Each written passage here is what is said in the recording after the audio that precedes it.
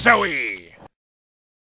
Welcome to the Free Roams demo, where we'll show you some features and gameplay elements of Free Roams. So as a new user to Free Roams, your experience really begins at the website. So when you first get to the website as a new player, after you accept, the standard agreements, you'll go into Character Create right away. We really want you to immediately start connecting with the character that you're making. So as you can see, we're randomizing the different appearances that you can have. There are a really wide variety of customizations that you can make to your character, much more than you normally see in a free MMO. We'll also have playable pixie male and female, as well as a female human. So I'm logging into an account that I already have, and once I do, I get to my profile page for my character, which shows me character portraits. It has a news feed, sort of like Facebook, to tell me what my character is up to. It also has the friends list, which would let me join friends already in the game. This is the server select page. I can actually go to any server anytime, but once I choose a server, it launches the Free Roams client and I'm in the game. So as you can see, it's a big, beautiful 3D world. It's a typical living MMO world. So Free Roams has 4 main styles of gameplay. Adventure gameplay, which is combat and exploration. Simulation gameplay, which is pets and housing and gardening. Socialization, which includes the profile page that you saw, the Facebook-like social networking page, but also includes friends, lists, and guilds. And finally, mini-games, which includes both 2D mini-games, sort of like Bejeweled, Flash-style casual games, but also in-world mini-games, which you'll see one in this demo delivering the mail, but it also includes things like kart racing and Demolition Derby, which are full-on physics-simulated 3D games. So you can see with the UI that I'm playing with here that the approach is very console-like. It's not like typical MMOs that are lots of little boxes with little text.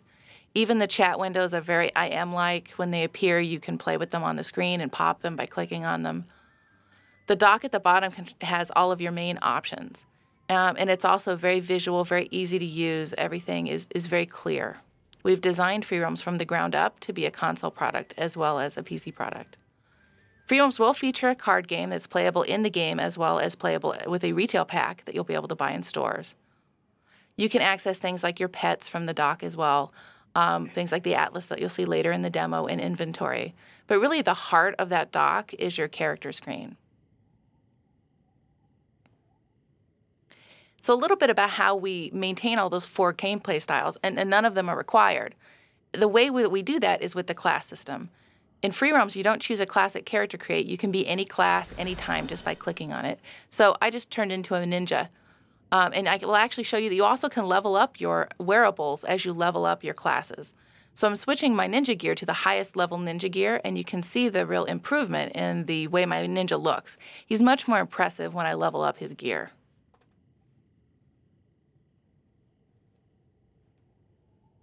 The classes actually cover all of our gameplay aspects, and like I said, none of them are required. All of these level up individually.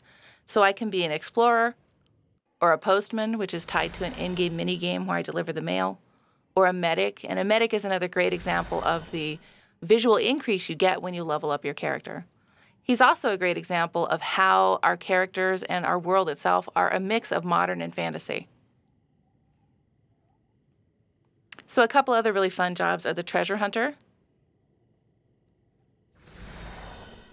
the wizard, the miner, and the accompanying class of the blacksmith, who together play casual mini-games to mine for resources and create items for other players. The warrior and the archer, which are 2 additional combat classes. And finally, the chef, who is tied to mini-games and creates consumables that you can use for buffs when you're playing our combat mini-games. So I'll show you a little bit of the world here while I run to our combat demo. This is one of the villages in Sacred Grove where the pixies live, called Snow Hill. And it's actually a really fun, friendly town. It's a great place to start if you want to meet people and shop and play mini-games. Snow Hill and many of our villages also include a stage, which can host player events as well as live streaming concerts.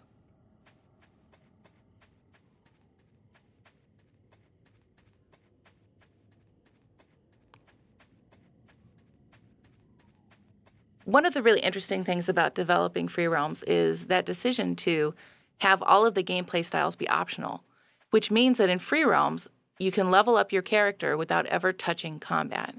And that had a profound influence on the design of the game.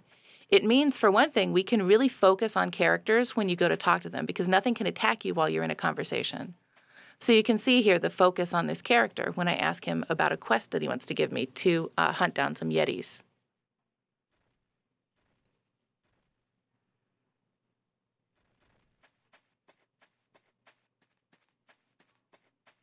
So you can see that he gave me a quest relating to hunting down the Yetis, and I can open a helper window that'll give me information while I'm playing the game about how I can satisfy the goals of that quest. So another interesting side effect of making combat optional is that we had to find a way to communicate to you as a player where you can go to fight. So we took a very Disneyland-like approach and actually segregated our combat into instances, which means you and your friends can have a really secure, safe experience playing combat without somebody else disrupting it. But we also have to let you know where combat is. So you'll come up to this gate in the world, which shows you the combat sign over it, and some enemies fighting behind it, and that's how you know where you can fight. Once I interact with the gate, I see this start screen that actually tells me about the battle I'm about to get into. And when I click go, it actually loads me directly into the battle with my group.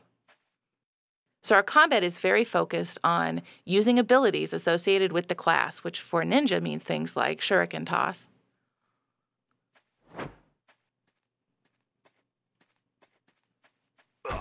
and also fun abilities like sneak attack, which you'll see me use in a minute, to sneak up behind an enemy and stab him in the back. It's not very sportsmanlike, but completely appropriate for a ninja.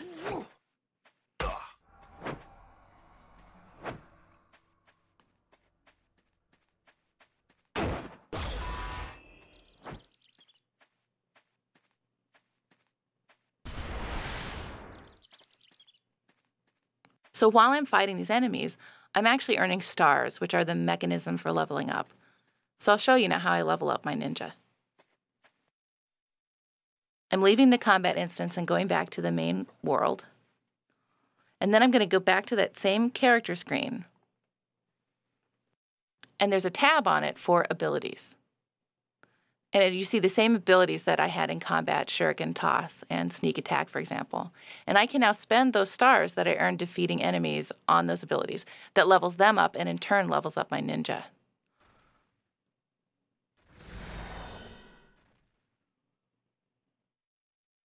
So I can show you a little bit more of Snow Hill now while I run over to the post office so I can show you a little bit of an in-game mini-game for delivering mail.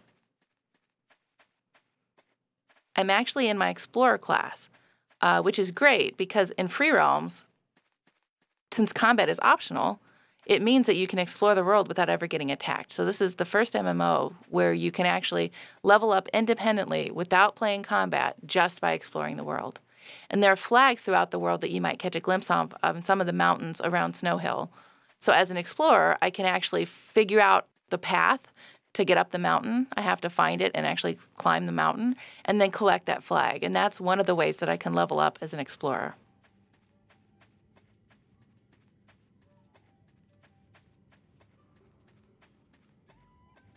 This is a nice daytime tour, but we also have time of day in Free Roams so that time will actually pass and the NPCs will respond to the passage of time.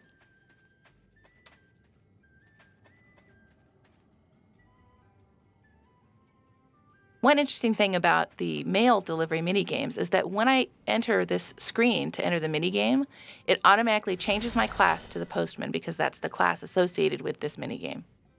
So you notice I have a timer on the screen now. I have a list of the mail I'm trying to find.